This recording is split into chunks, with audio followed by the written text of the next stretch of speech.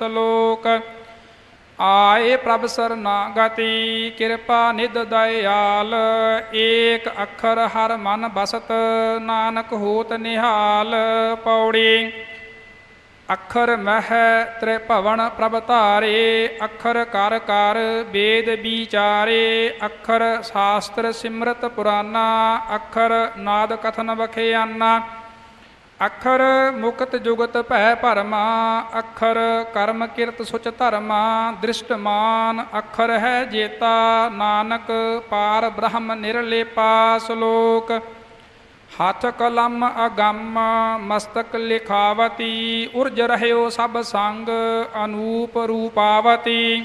ਰੂਪਾਵਤੀ ਜਿਵੇਂ ਪਾਠ ਭਾਈ ਸਾਹਿਬ ਜੀ ਨੇ ਕੀਤਾ ਹੈ ਇਹ ਯਾਦ ਰੱਖਣਾ।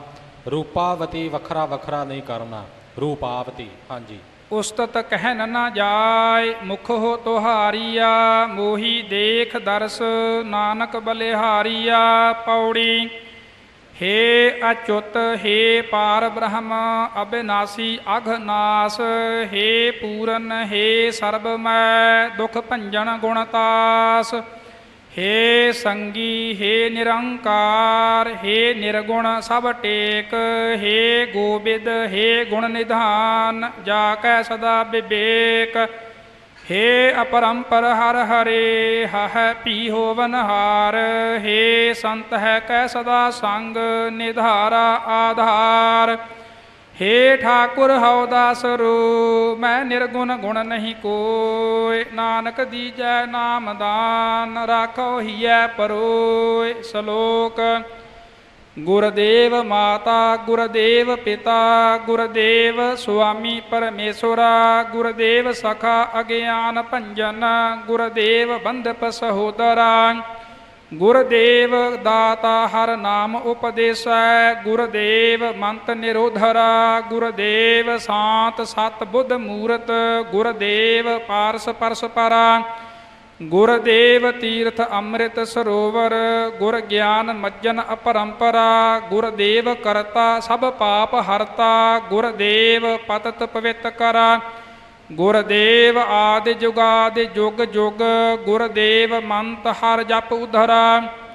ਗੁਰਦੇਵ ਆਦਿ ਜੁਗਾਦਿ ਜੁਗ ਜੁਗ, ਗੁਰਦੇਵ ਮੰਤ ਹਰ ਜਪ ਉਧਰਾ। ਗੁਰਦੇਵ ਸੰਗਤ ਮੇਲ ਪ੍ਰਭ ਕਿਰਪਾ, ਹਮ ਮੂੜ ਪਾਪੀ ਜਿਤ ਲਗ ਤਰਾ। ਗੁਰਦੇਵ ਸੰਗਤ ਪ੍ਰਭ ਮੇਲ ਕਰ ਕਿਰਪਾ। ਮੇਲ ਪ੍ਰਭ ਉਲਟ ਹੋ ਗਿਆ। ਗੁਰਦੇਵ ਸੰਗਤ ਪ੍ਰਭ ਮੇਲ ਕਰ ਕਿਰਪਾ, ਹਮ ਮੂੜ ਪਾਪੀ ਜਿਤ ਲਗ ਤਰਾ।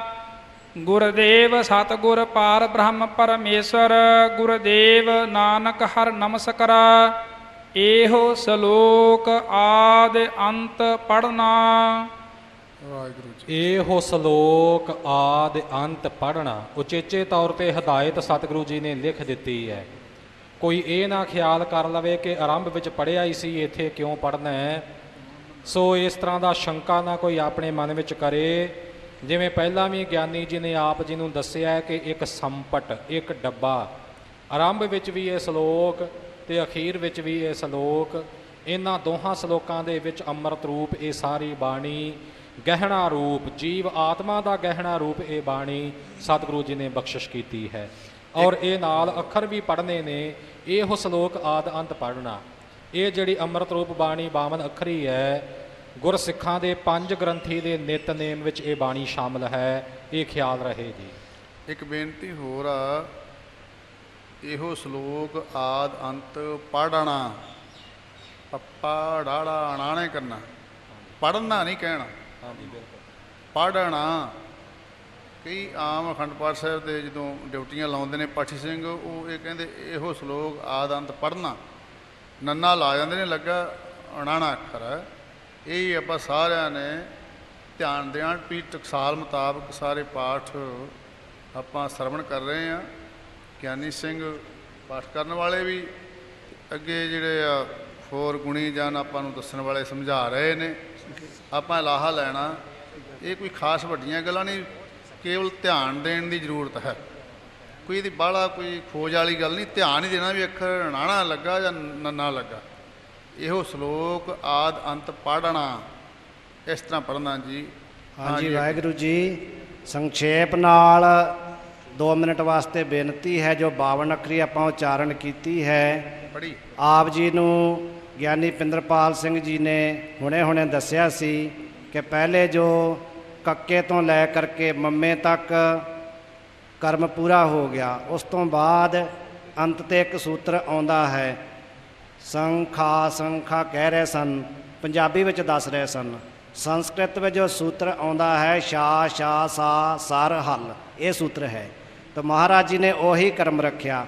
ਪਹਿਲੇ ਕੱਕੇ ਤੋਂ ਲੈ ਕੇ ਆਪ ਜੀ ਗਿਣ ਲਓ, ਕੱਕੇ ਤੋਂ ਲੈ ਕੇ ਮੰਮੇ ਤੱਕ 25 ਅੱਖਰ ਹੋ ਗਏ।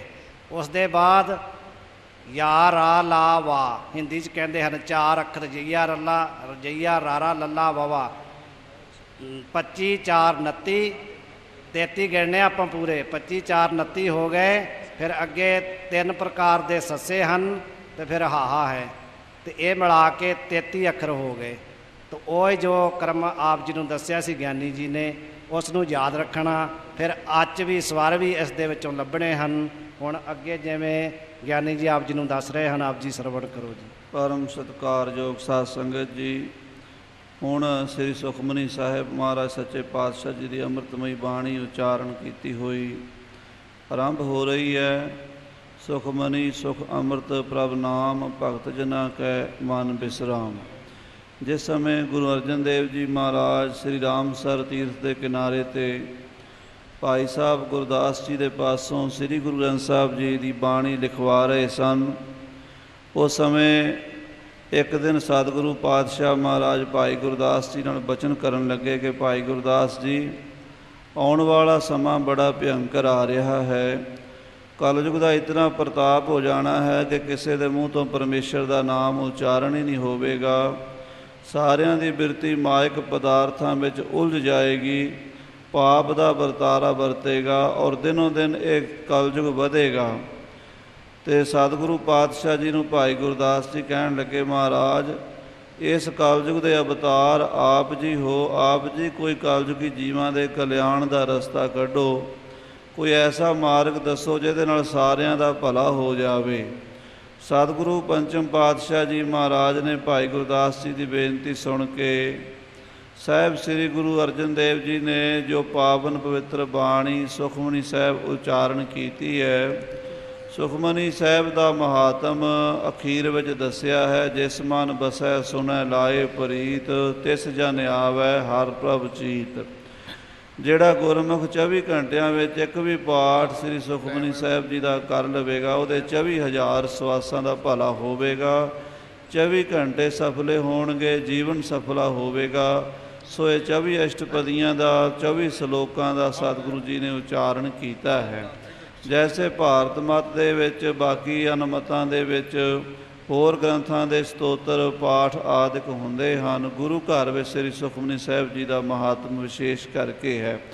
ਸਤਿਕਾਰਯੋਗ ਮਹਾਂਪੁਰਸ਼ ਉਦਾਸੀ ਸੰਤ ਸਾਡੇ ਉਸਤਾਦ ਵਿਦਿਆ ਦਾਤੇ ਬਾਬਾ ਪੰਚਮ ਪ੍ਰਕਾਸ਼ ਜੀ ਮਹਾਰਾਜ, ਉਹ ਵੀ ਅੱਜ ਇੱਥੇ ਆਉਣਗੇ। ਉਹਨਾਂ ਮਹਾਂਪੁਰਸ਼ਾਂ ਨੇ ਇੱਕ ਬਚਨ ਸੁਣਾਇਆ ਸੀ, ਕਹਿਣ ਲੱਗੇ ਕਿ ਇੱਧਰ ਭਵਾਨੀਗੜ੍ਹ ਸਾਈਡ, ਸੰਗਰੂਰ, ਭੀਖੀ, ਮਾਨਸਾ ਦੇ ਇਲਾਕੇ ਵਿੱਚ ਇੱਕ ਬੜੇ ਬੀਤਰਾਗ ਸਾਧੂ ਅੱਜ ਤੋਂ 35-40 ਸਾਲ ਪਹਿਲਾਂ ਹੋਏ ਨੇ, ਸੰਤ ਬਾਬਾ ਮੋਹਨ ਦਾਸ ਜੀ।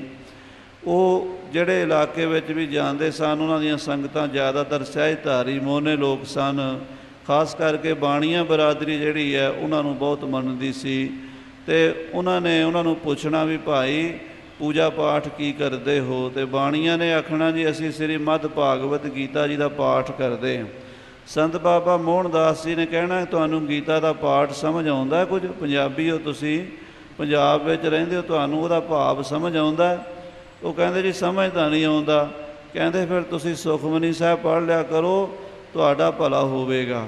ਸੋ ਜਿਹੜੇ ਲੋਕ ਗੀਤਾ ਜੀ ਦਾ ਪਾਠ ਕਰਦੇ ਸਨ, ਉਹਨਾਂ ਨੂੰ ਵੀ ਮਹਾਂਪੁਰਸ਼ਾਂ ਨੇ ਸੁਖਮਨੀ ਸਾਹਿਬ ਦਾ ਮਹਾਤਮ ਵਿਸ਼ੇਸ਼ ਦਰਸਾ ਕੇ ਸ੍ਰੀ ਸੁਖਮਨੀ ਸਾਹਿਬ ਜੀ ਦੇ ਨਾਲ ਜੋੜਿਆ। ਸੋ ਇਹਦੇ ਵਿੱਚ ਸਾਰਾ ਹੀ ਤੱਤ ਗਿਆਨ ਹੈ। ਸੰਤ ਬਾਬਾ ਦਰਸ਼ਨ ਸਿੰਘ ਜੀ, ਸੰਤ ਬਾਬਾ ਜਸਵਿੰਦਰ ਸਿੰਘ ਜੀ ਬੈਠੇ, ਇਹਨਾਂ ਨੂੰ ਸ਼ਾਸਤਰਾਂ ਦਾ ਵੀ ਪਤਾ ਹੈ, ਵੇਦਾਂ ਦਾ ਵੀ ਪਤਾ ਹੈ। ਜੋ ਗਿਆਨ ਉੱਥੇ ਲੱਭਣ ਲਈ ਬੜੇ ਬੜੇ ਲੰਮੇ ਸਾਲ ਮਿਹਨਤ ਕਰਨੀ ਪੈਂਦੀ ਸੀ, ਅਤੇ ਤਾਂ ਵੀ ਕਿਸੇ ਵਿਰਲੇ ਦੇ ਹੱਥ ਆਉਂਦਾ ਸੀ। ਗੁਰੂ ਸਾਹਿਬ ਜੀ ਨੇ ਉਹ ਸਾਡੇ ਵਾਸਤੇ ਸੌਖਾ ਹੀ ਪ੍ਰਗਟ ਕਰ ਦਿੱਤਾ ਸ੍ਰੀ ਸੁਖਮਨੀ ਸਾਹਿਬ ਜੀ ਦੇ ਅੰਦਰ। ਸੋ ਮਹਾਰਾਜ ਦੀ ਇਹ ਪਾਵਨ ਬਾਣੀ ਆਰੰਭ ਹੋਣ ਲੱਗੀ ਹੈ। ਇਹ ਸਾਡੇ ਨਿਤਨੇਮ 'ਚ ਉਚਾਰਨ ਹੁੰਦੇ ਨੇ। ਖਾਸ ਕਰਕੇ ਮੇਰੀਆਂ ਮਾਤਾਵਾਂ ਭੈਣਾਂ ਹਰ ਗੁਰਦੁਆਰੇ ਵਿੱਚ ਸੁਖਮਨੀ ਸਾਹਿਬ ਜੀ ਸੁਸਾਇਟੀ ਬਣਾ ਕੇ ਪਾਠ ਕਰਦੀਆਂ ਨੇ। ਸੋ ਇਹਨਾਂ ਦੇ ਵਾਸਤੇ, ਸਾਰਿਆਂ ਦੇ ਵਾਸਤੇ ਆਪਣੇ ਇਸ ਬਾਣੀ ਦਾ ਵਿਸ਼ੇਸ਼ ਕਰਕੇ ਧਿਆਨ ਨਾਲ ਉਚਾਰਨ ਸਿੱਖਣਾ ਜ਼ਰੂਰੀ ਹੈ। ਆਓ ਆਪਾਂ ਲਾਭ ਲਈਏ ਉਚਾਰਨ ਦਾ ਵੀ, ਔਰ ਜੋ ਵਿਸਰਾਮ ਨੇ ਉਹ ਵੀ ਮਹਾਂਪੁਰਸ਼ ਗਿਆਨੀ ਜੀ ਦੱਸੀ ਜਾਣਗੇ। ਆਓ ਹੁਣ ਆਰੰਭ ਕਰੀਏ ਜੀ।